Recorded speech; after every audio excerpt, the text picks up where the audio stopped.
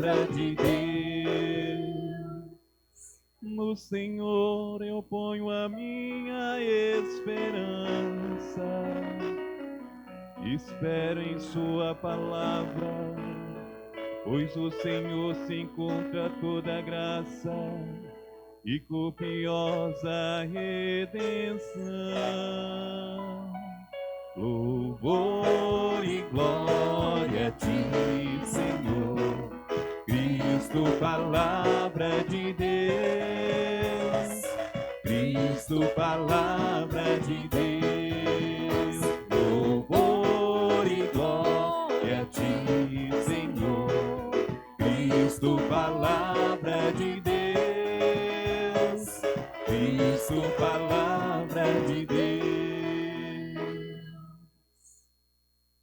O Senhor esteja convosco. Ele está no meio de nós.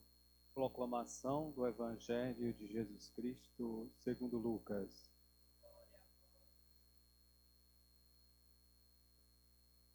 Jesus, vindo a Nazaré, disse ao povo na sinagoga: em verdade, eu vos digo que nenhum profeta é bem recebido em sua pátria.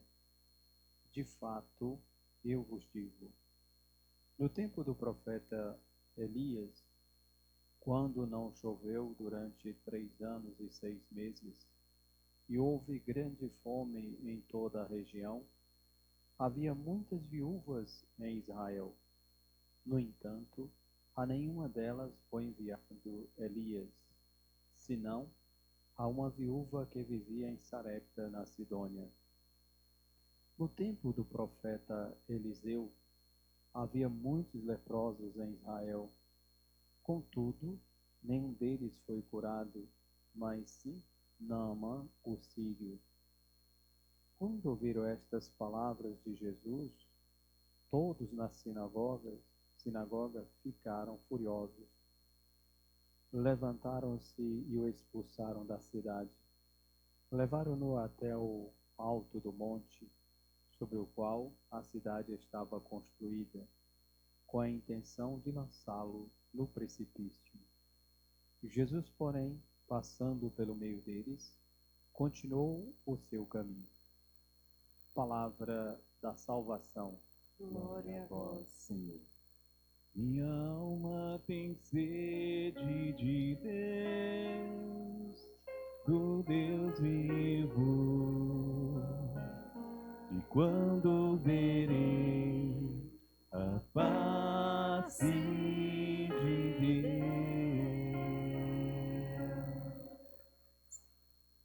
A história de Naamã, o sírio, nos mostra a questão primeira da persistência da escuta da palavra e do seguimento que nós devemos fazer a partir da escuta da palavra.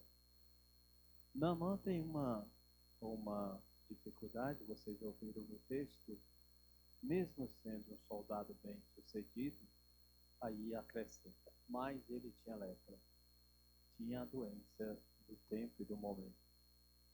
No entanto, aqui, o rei, entre o outro rei, faz então uma carta para pedir a cura a Naamã.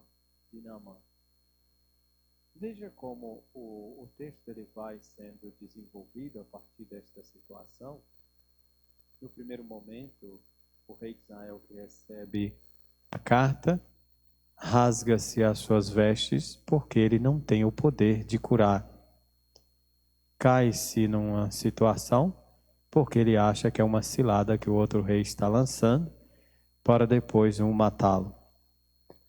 É aquela questão do tempo e do momento, sem conseguir analisar realmente o que está acontecendo, aí você cria uma dificuldade muito grande. Diante de um problema, a primeira coisa que nós devemos fazer é tentar analisar de fora.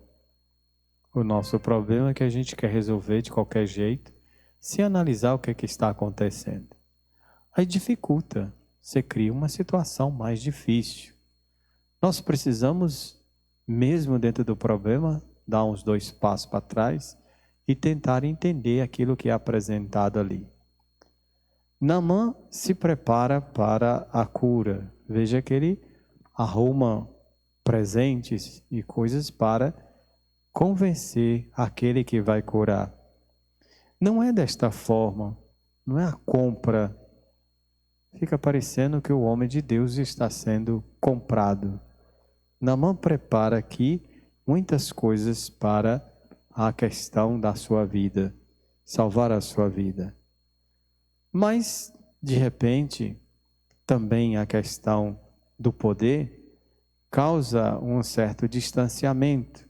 Naamã, então, diante disso, vai até o encontro do rei, o rei encaminha, depois que Eliseu percebe a fragilidade do rei, encaminha-se então para o homem de Deus e traz um problema. Esse texto nós já refletimos tem pouco tempo. Naamã, então, traz aqui um probleminha para o homem de Deus. Naamã quer ser visto. Em muitos momentos nós somos assim, queremos ser vistos. O nosso problema parece que é maior do que o problema dos outros. Se cria uma grande dificuldade com relação a isso. Não temos o tempo e o momento de Deus, mas queremos que Deus faça o nosso tempo e o nosso momento. Naamã age desta forma. Ele não está preocupado com nada. Ele quer a cura dele. Não importa se o homem de Deus está ocupado ou não. E há muitos momentos na vida da gente que nós somos assim. Queremos as coisas para ontem. Não sabemos esperar o tempo e o momento. Naamã insiste, se revolta, em muitos momentos é assim. Se a palavra orientada não é do jeito que eu quero, eu crio uma certa revolta, porque eu quero escutar do meu jeito. Naamã cria uma dificuldade muito grande. A escuta da palavra de Deus não é do seu jeito. Você precisa realmente parar para poder entender o que Deus quer de você. A dificuldade que Naamã tem é justamente essa. Como ele é alguém que manda, não sabe ser mandado. E aí cria uma dificuldade. A orientação feita então a ele é simples, mergulhar. Mas a preocupação de Naamã, a guerra que Naamã cria, não é por conta de ir até o rio.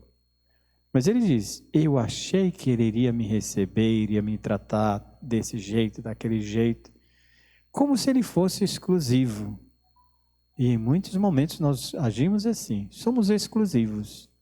Deus tem que agir do meu acordo, da minha forma. E aí você cria uma dificuldade muito grande do relacionar-se com Deus. Parece que Deus não tem o que fazer, ou só tem você na face da terra, e Ele tem que te atender na hora que você precisa. E às vezes alguns ainda falam assim, ai, Deus não me ama, Deus não me quer, atende todo mundo, menos a mim. Cria-se uma dificuldade muito grande com relação a isso. Precisamos esperar o tempo de Deus, que não é o nosso tempo. Naamã é impaciente. Cria-se uma dificuldade muito grande.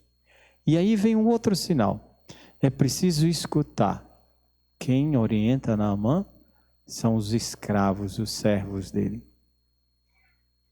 A palavra de Deus às vezes é assim.